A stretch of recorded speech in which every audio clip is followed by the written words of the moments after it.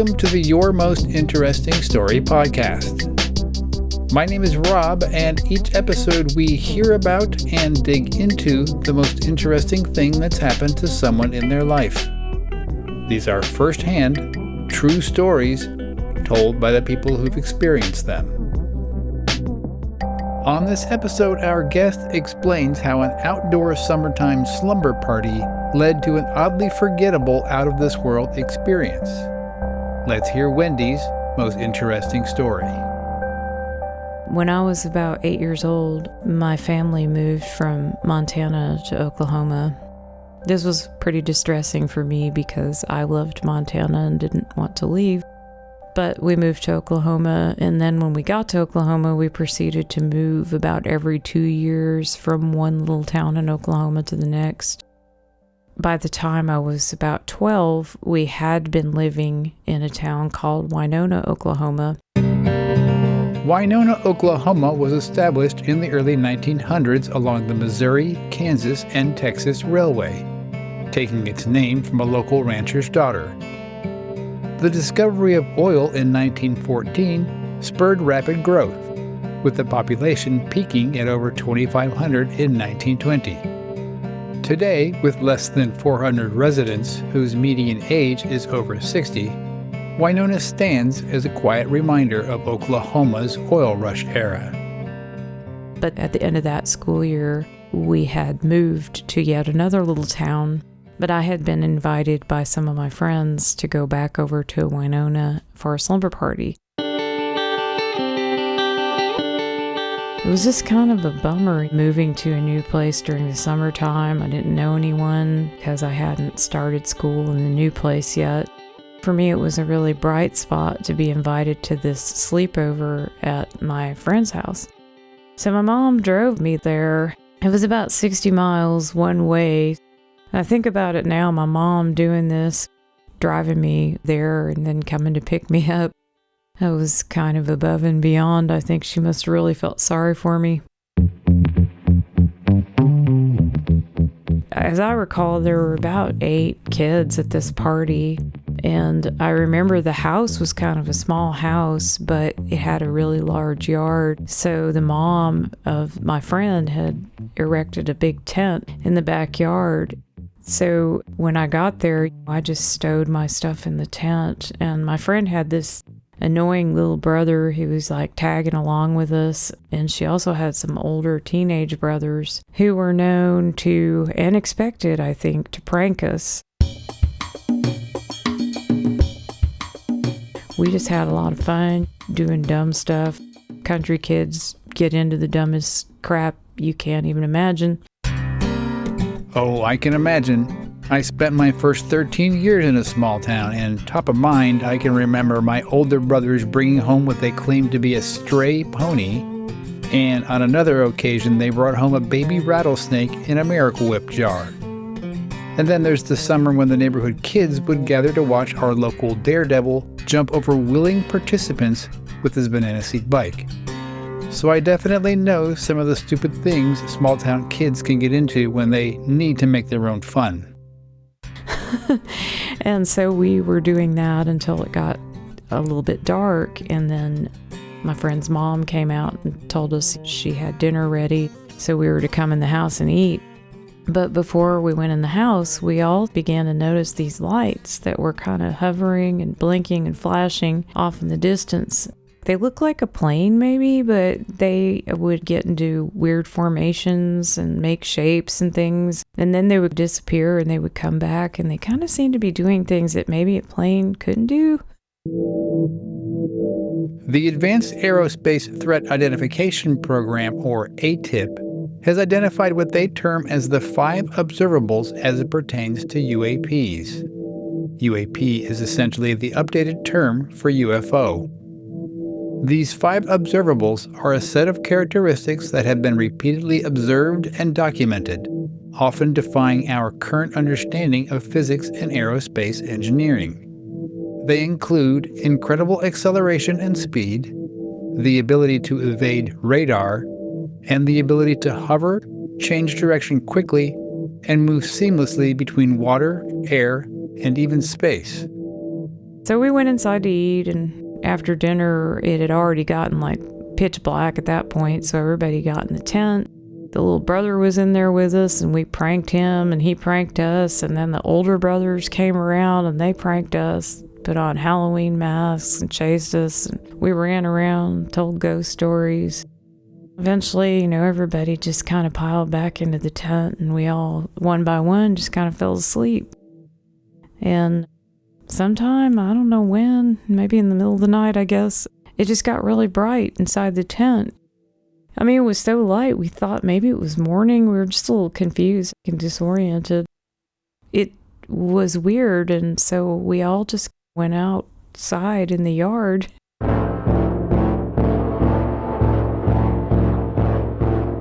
Up in the sky was this thing, and I can't really explain it. It didn't make any noise. It was like if you took 3 space needles and you stuck them into a transparent rectangle. The Space Needle is a 605-foot-tall observation tower located in Seattle, Washington. The name was selected through a contest held during its construction for the 1962 World's Fair, and references its iconic flying saucer-shaped top where the observation deck is located.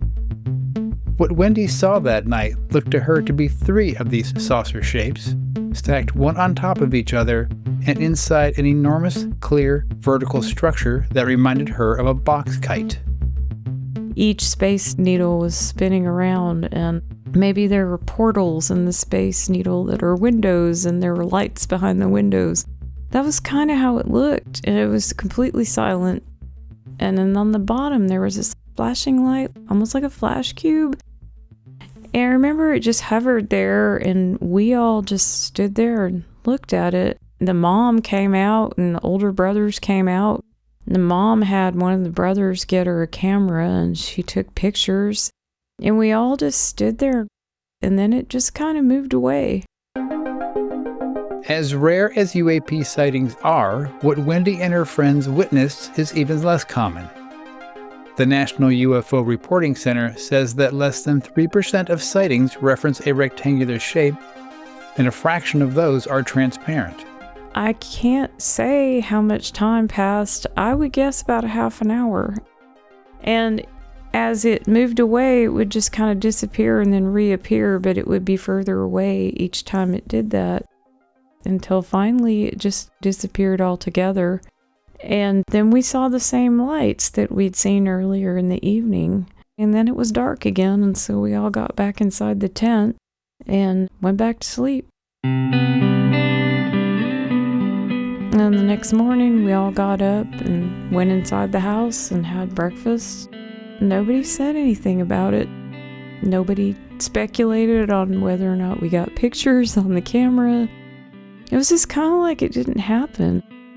Nobody said a word. Well, then we said our goodbyes, and my mom came and picked me up, and that was that.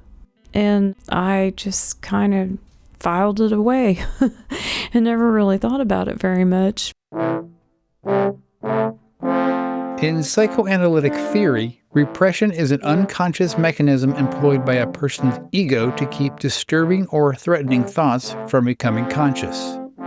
If a memory challenges someone's fundamental beliefs about themselves, the world, or their place in it, their mind might repress it to protect the individual from psychological distress. I have 2 daughters now, and when my older daughter was about 8 or 9 years old, one night she asked me to tell her a story about something that happened to me when I was younger. And so I told her the story about seeing a UFO. And now every year, usually in the fall, my daughters will ask me to tell them this UFO story. I got kind of curious because my daughters had gotten so interested in the story that I went back and I looked at some research, and I found some information that there were sightings in Pawhuska, Oklahoma, which was 9 miles from Wynona, back in 1978 in the summer. Montana ranks among the top 3 states in the nation for UAP sightings per capita, far above Oklahoma on that peculiar list. So, strangely enough, Wendy's move may have actually reduced her chances of witnessing something extraordinary in the sky. But as we heard, statistics mean nothing when dealing with the unexplained. I think I really saw something. I don't think it was from here.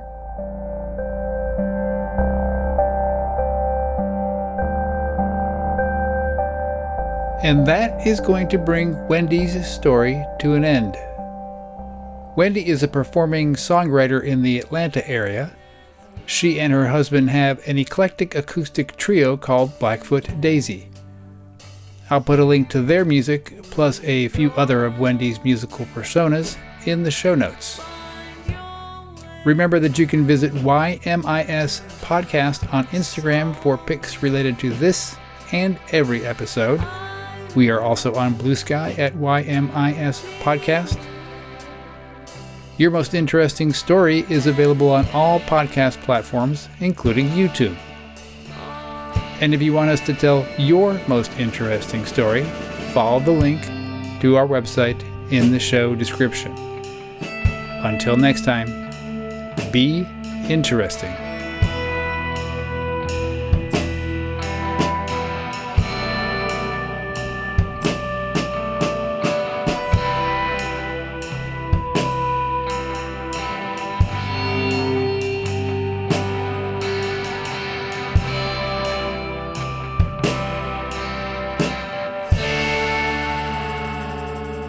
Anyway, that is my story about seeing a UFO.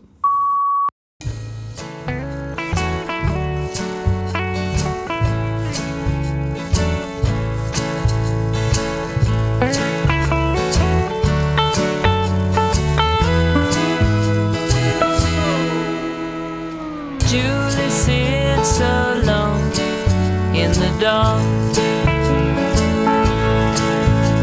She looks out the window at the trailer park. The yellow moon just glows. The time is right.